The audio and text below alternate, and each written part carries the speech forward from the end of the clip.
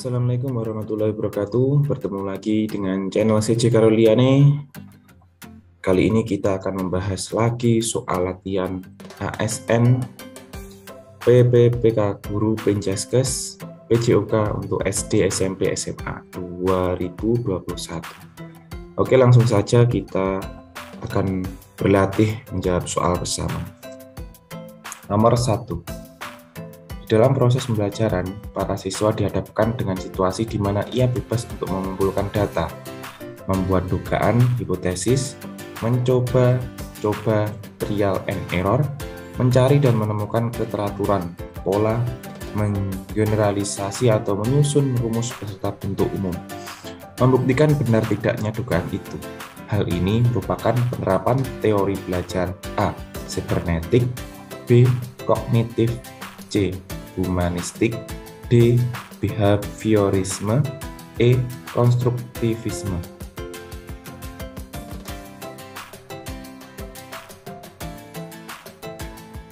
Nomor 2. Dalam mempersiapkan pembelajaran, seorang guru akan selalu bertemu dengan istilah silabus dan RPP. Silabus dan RPP sama-sama sebagai rencana proses pembelajaran. Perbedaannya adalah sebagai berikut. A. Silabus berisi kompetensi dasar sedangkan RPP mengarahkan kegiatan belajar untuk mencapai kompetensi dasar.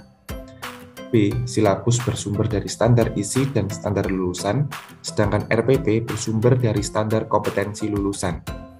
C. RPP dibuat oleh setiap guru, sedangkan silabus dibuat oleh tim guru. D. Silabus dan RPP keduanya disusun oleh setiap satuan pendidikan. E. Dalam silabus dijelaskan metode, media pembelajaran, sumber belajar, langkah-langkah pembelajaran, dan evaluasi secara rinci.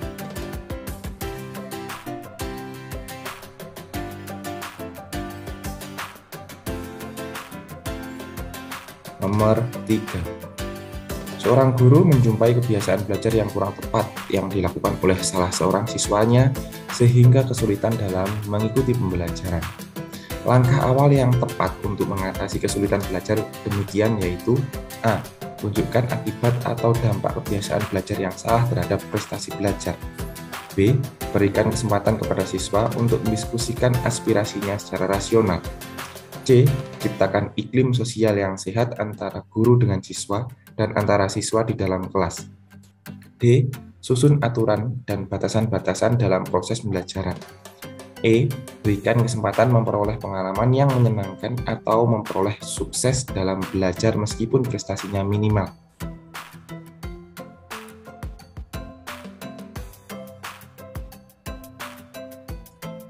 Nomor 4. Bhinneka Tunggal Ika adalah moto atau semboyan bangsa Indonesia yang tertulis pada lambang negara Indonesia, Garuda Pancasila.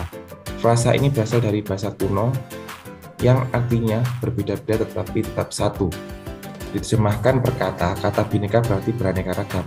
Kata neka dalam bahasa Sanskerta berarti macam, dan menjadi pembentuk kata aneka dalam bahasa Indonesia. Kata tunggal berarti satu. Kata ini berarti itu. Secara harfiah Bhinneka Tunggal Ika diterjemahkan beraneka satu itu, yang bermakna meskipun beraneka ragam, tetapi pada hakikatnya bangsa Indonesia tetap adalah satu kesatuan. Semboyan ini digunakan untuk menggambarkan persatuan dan kesatuan bangsa dan negara kesatuan Republik Indonesia yang terdiri atas beraneka ragam budaya, bahasa daerah, ras, suku bangsa, agama, dan kepercayaan. Pengamalan Bhinneka Tunggal Ika harus kita terapkan dalam A. Kehidupan bermasyarakat dan bernegara, B. Kehidupan antar masyarakat sesama suku, C. Kehidupan dengan rekan sejawat, D. Hubungan antar rekan kerja, E. Hubungan dengan negara lain.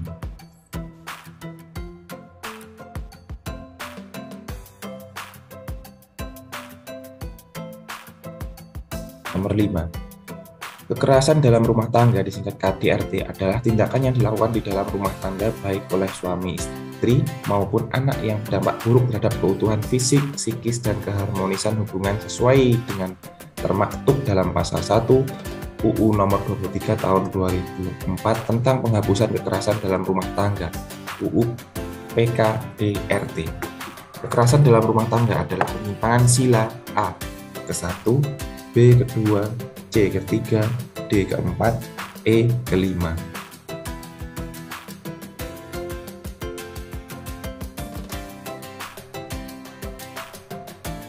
Nomor 6. Integrasi nasional seharusnya dimulai dari pejabat negara sehingga bisa memberikan contoh bagi warga negara. Salah satu tindakan pejabat negara yang tidak mendukung integritas negara adalah praktek korupsi. Komisi Pemberantasan Korupsi (KPK) merupakan lembaga negara yang dibentuk untuk menyelidiki kasus kejahatan luar biasa korupsi, kolusi, dan nepotisme. Berbagai kasus korupsi mencuat ke permukaan. KPK berhasil mengungkap dan menangkap pelakunya. Akan tetapi, kasus korupsi masih marak terjadi. Upaya yang paling tepat yang dapat dilakukan masyarakat untuk menghentikan praktek kejahatan luar biasa tersebut adalah A. Menjatuhkan sanksi berat terhadap terdakwa kasus korupsi. B. Menegakkan hukum setegak-tegaknya tanpa pandang bulu. C. Melakukan sosialisasi terkait tindak pidana korupsi dan dampaknya. D. Mengembangkan sikap sadar hukum dalam kehidupan mulai dari lingkungan terkecil. E. Membuat peraturan perundang-undangan tanpa memberi celah untuk berkembangnya praktek korupsi.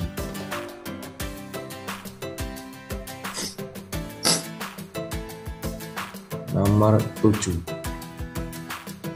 Sumpah Pemuda adalah satu tonggak utama dalam sejarah pergerakan kemerdekaan Indonesia. Ikrar ini dianggap sebagai kristalisasi semangat untuk menegaskan cita-cita berdirinya negara Indonesia.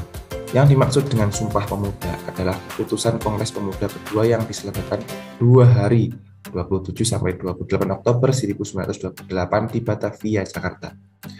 Keputusan ini menegaskan cita-cita akan ada tanah air Indonesia, bangsa Indonesia, dan bahasa Indonesia. Keputusan ini juga diharapkan menjadi asas bagi setiap perkumpulan kebangsaan Indonesia dan agar disiarkan dalam berbagai surat kabar dan dibacakan di muka rapat perkumpulan-perkumpulan. Tujuan Sumpah Pemuda adalah A. Membuat kokoh dan tebal rasa persatuan dan kesatuan bangsa Indonesia. B. Membuat rasa kesukuan kuat. C. Rapat kemerdekaan.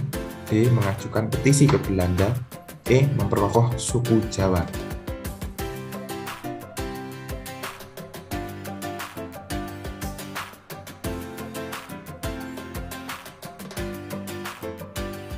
Nomor 8.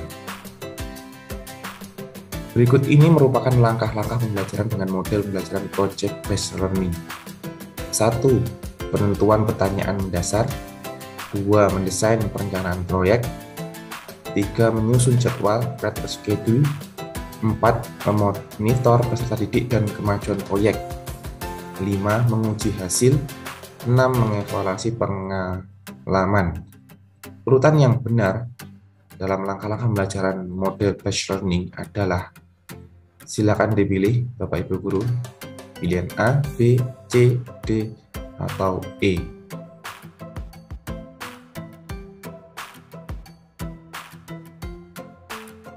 Nomor 9. Berdasarkan data evaluasi pembelajaran tentang memahami teks anekdot, ternyata hasilnya tidak maksimal.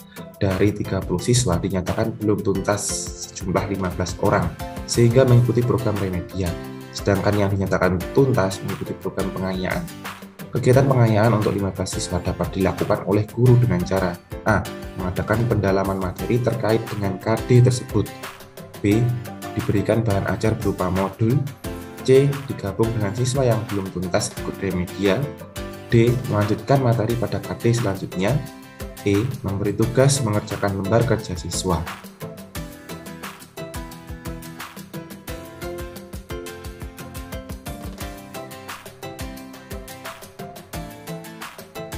Nomor 10. Biomekanika merupakan salah satu disiplin ilmu yang mempelajari bentuk dan macam-macam gerakan atas dasar prinsip-prinsip mekanika dan menganalisis suatu gerakan.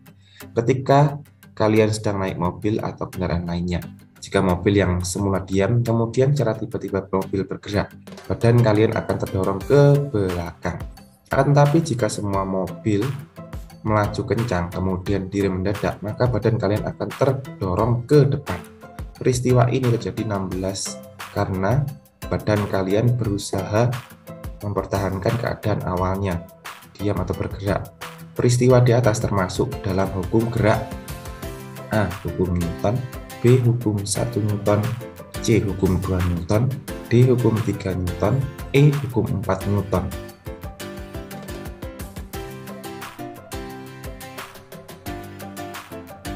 Nomor 11. Di bawah ini merupakan keuntungan latihan konstraksi isotonik, kecuali A. Ruang gerak dari latihan ini lebih luas sehingga memungkinkan tetap berlatihnya kelentukan tubuh. B. Daya tahan ikut berkembang bersamaan dengan berkembangnya kekuatan. C. Hasil latihan dapat terlihat dan dirasakan semakin hari semakin bertambah sehingga memberikan kepuasan. D. Menggerakkan anggota tubuh terhadap suatu beban lain, memberikan kepuasan daripada hanya menekankan satu tahapan tanpa gerakan. E. Latihan ini dapat dilakukan dengan berbagai posisi, kapan saja dan di mana saja.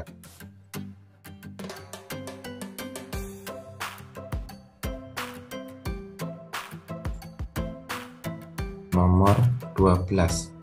Latihan ialah suatu proses penyempurnaan kualitas atlet secara sadar untuk mencapai prestasi maksimal dengan diberi beban fisik dan mental secara teratur, terarah, bertahap, meningkat, dan berulang-ulang waktunya.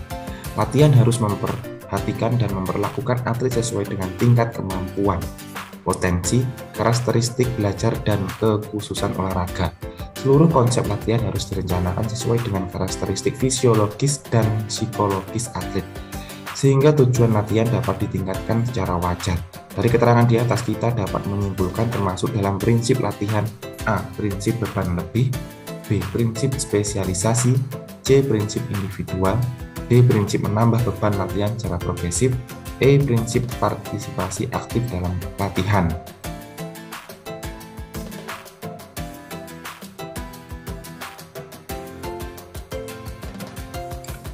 Nomor 13. Salah satu langkah penting dalam melakukan penilaian pengetahuan adalah perencanaan. Perencanaan dilakukan agar tujuan penilaian yang akan dilakukan menjadi jelas. Perencanaan penilaian juga akan memberikan gambaran dan desain operasional terkait tujuan, bentuk, teknik, frekuensi, pemanfaatan, dan tindak lanjut penilaian. Berikut ini langkah-langkah dalam perencanaan penilaian yang benar adalah: A. Menetapkan tujuan penilaian, menentukan bentuk penilaian, menyusun soal. B. Menetapkan tujuan penilaian, menentukan bentuk penilaian, memilih teknik penilaian. C. Menyusun kisi-kisi, menyusun soal, menetapkan tujuan penilaian. D. Menyusun kisi-kisi, menyusun soal, menentukan bentuk penilaian. E. Menentukan bentuk penilaian, menetapkan tujuan penilaian, menyusun soal.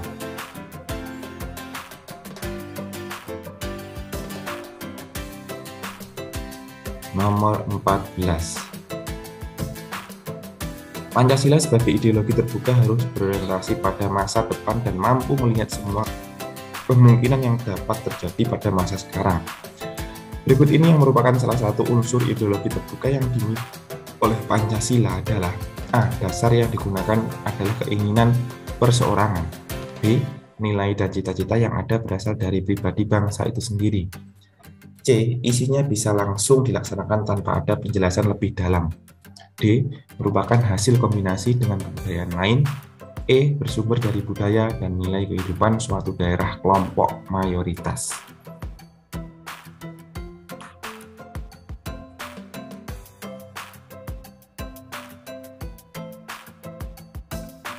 Nomor 15. Perhatikan narasi berikut. Anwar, siswa kelas 9 SMP, ia seorang pemain bola voli. Tinggi Anwar 180 cm. Dalam sebuah pertandingan, Anwar satu tim dengan Boy, Chico, Deka, Egi, dan Fidel. Tim lawan melakukan servis atas dengan keras, diterima dengan passing bawah yang sangat baik oleh Fidel. Bola mengarah ke tengah lapangan dan Anwar melakukan passing atas tinggi untuk dapat dismash oleh Boy. Namun sayang, Boy tidak berada dalam posisi smash yang baik sehingga telat melakukan pukulan dan bola melewati atas kepalanya. Dan dicoba diselamatkan oleh Chico dengan melakukan passing atas ke arah lapangan lawan. Berdasarkan narasi di atas, pemain yang melakukan gerak passing atas sesuai peruntukannya dalam sebuah permainan bola voli adalah: A. Anwar, B. Boy, C. Chico, D. Fidel, E. Egi.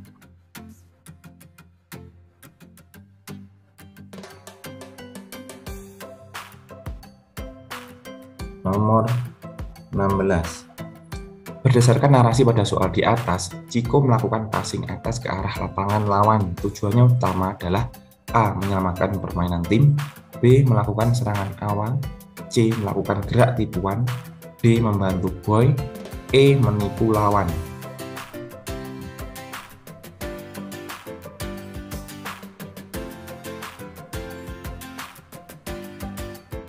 Nomor 17.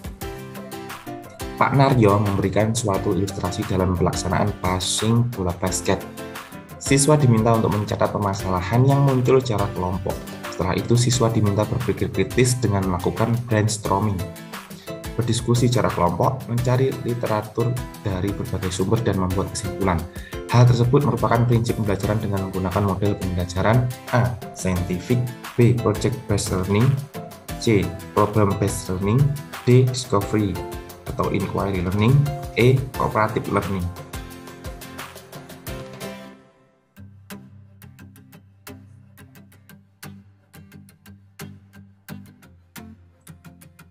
Nomor 18.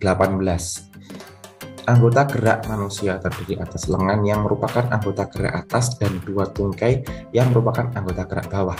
Tulang pergerakan atas lengan yang berhubungan dengan tulang-tulang pergelangan tangan adalah A. Radius ulna, B. Fibula patella, C. Tibia fibula, D. Tibia femur, E. Ulna humerus.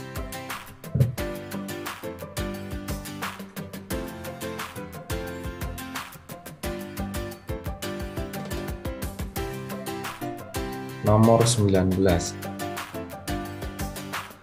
Sistem energi aerob merupakan sistem energi yang memerlukan energi untuk aktivitas dengan durasi lama.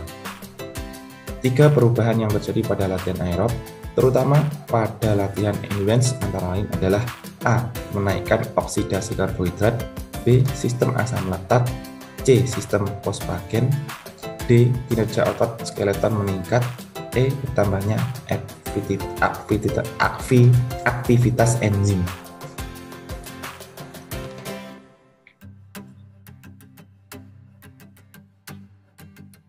Nomor 20. Pendidikan adalah usaha sadar dan terencana untuk mewujudkan suasana belajar dan proses pembelajaran agar peserta didik secara aktif mengembangkan pengetahuan potensi dirinya untuk memiliki kekuatan spiritual, keagamaan, pengendalian diri, kepribadian, kecerdasan, akhlak mulia, serta keterampilan yang diperlukan dirinya, masyarakat, bangsa, dan negara. Pernyataan tersebut dirumuskan dalam A. UU Nomor 14 Tahun 2005 tentang guru dan dosen, B. UU Nomor 20 Tahun 2003 tentang Sistem Pendidikan Nasional, C. Peraturan Pemerintah Nomor 13 Tahun 2015 tentang perubahan atas Peraturan Pemerintah Nomor 19 tentang Standar Nasional Pendidikan, D. Peraturan Pemerintah Nomor 74 Tahun 2008 tentang guru, E. Instruksi Presiden Nomor 12 Tahun 2016 tentang Gerakan Revolusi Mental.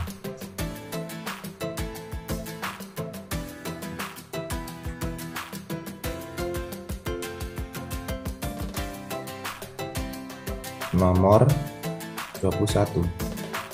Guru wajib memiliki kualifikasi akademik, kompetensi, sertifikat pendidik, sehat jasmani dan rohani, serta memiliki kemampuan mewujudkan tujuan pendidikan nasional.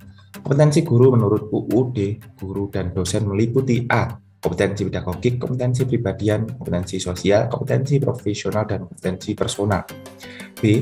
Kompetensi pembelajaran, kompetensi kepribadian, kompetensi sosial, dan kompetensi profesional. C.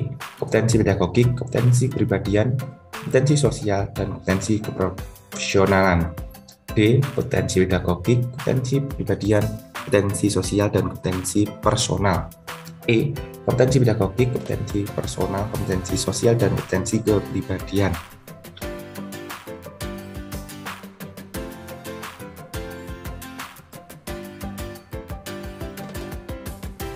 Nomor 22.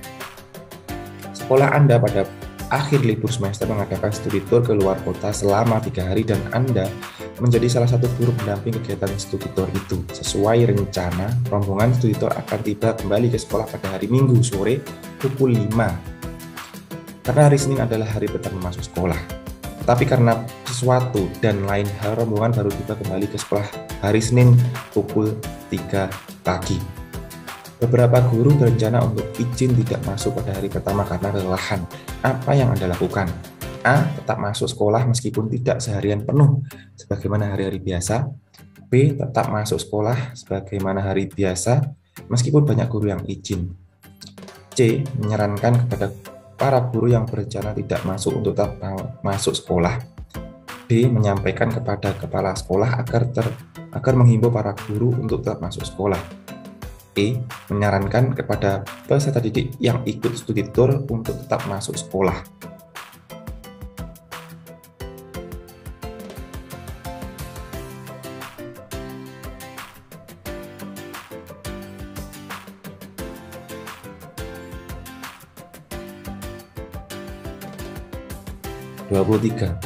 Sebagai guru yang dianggap kompeten, Anda diminta menggantikan guru lain yang kebetulan sakit untuk mengkoordinasikan panitia kegiatan peringatan HUT Kemerdekaan Republik Indonesia di sekolah.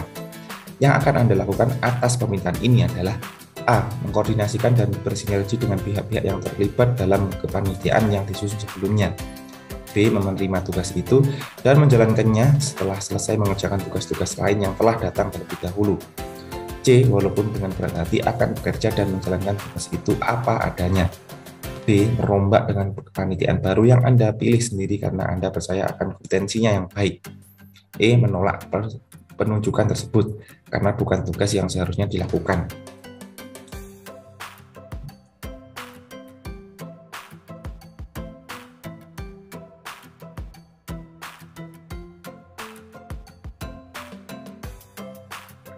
Nomor 24.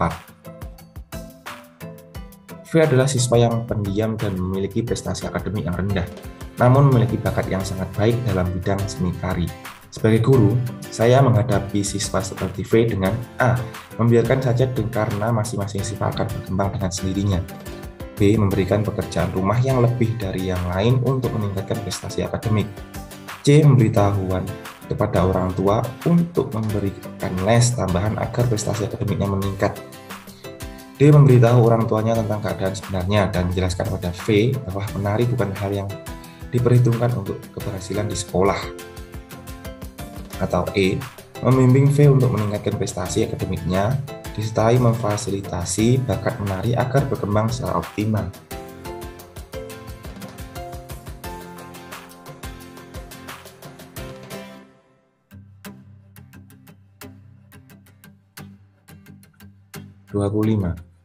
Di sekolah tempat Anda bekerja masih sering dijumpai beberapa siswa yang merokok di kamar mandi. Padahal sekolah sudah memberikan tulisan peringatan serta aturan untuk tidak merokok dan tidak membawa rokok ke dalam area sekolah. Sebagai guru yang berkewajiban memberikan tauladan, berikan solusi atas permasalahan di atas. A. Saya akan lebih aktif dalam memperingatkan siswa-siswa yang kedapatan sering merokok di kamar mandi untuk tidak mengulangi lagi perbuatannya dan menghimbau siswa yang lain untuk tidak meniru hal tersebut. B. Bersama seluruh komponen sekolah untuk memberikan contoh perilaku baik tidak merokok. C. Karena ada petugasnya masing-masing, guru, pembimbing, dan konseling, dan tata tertib sekolah. Sebaiknya saya memilih berdiam diri untuk menghindari kesalahpahaman. D. Saya meminta kepala sekolah agar turun langsung menangani masalah ini dengan memberikan sanksi kepada siswa-siswa yang merokok agar mereka jerah. E. Memanggil orang tua siswa yang kedapatan merokok agar dapat memberikan bimbingan dan arahan kepada anaknya.